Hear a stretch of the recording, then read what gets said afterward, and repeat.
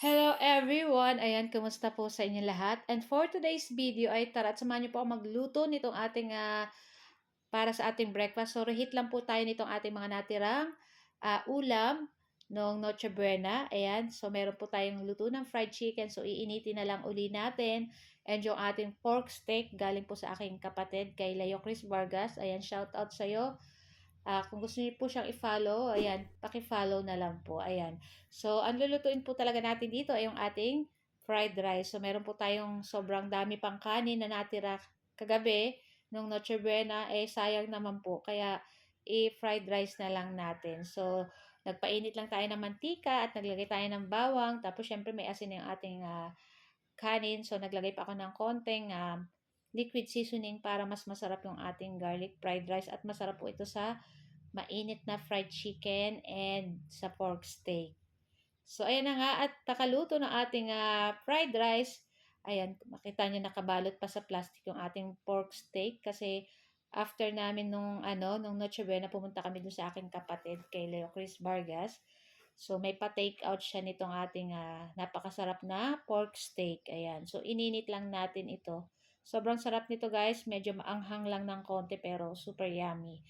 So, iinitin lang natin siya ng bonggang-bongga tapos okay na rin. Napaka-dali lang naman po pag nag-iinit. Ayan.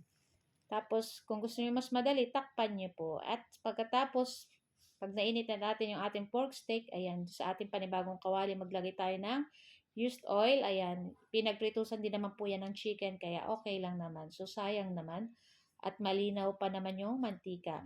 So, pag mainit na yung mantika, ay pwede na nating ilagay dyan yung ating leftover na fried chicken. And then, balibalik ta din lang po natin para pati yung kabila ay maging crispy pa din at crunchy yung ating fried chicken. So, okay na rin to guys. So, dapat mainit na mainit or ano yung ating mantika dyan para madali lang pong uminit yung ating fried chicken at maging crispy pa.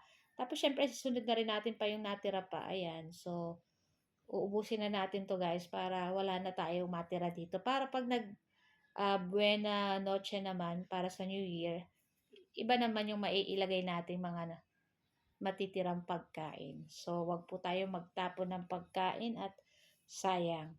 So, yun na nga at okay na rin to guys. Luto na rin. Pwede na natin yan hanguin.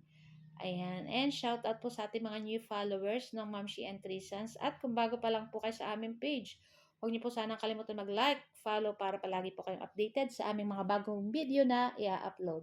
So guys, ito lang po ang aming video today at sana po nag-enjoy kayo. Thank you for watching and see our next video again. Kain na! Happy tummy, everyone! Thank you for watching. See you our next video again. Ciao! Bye!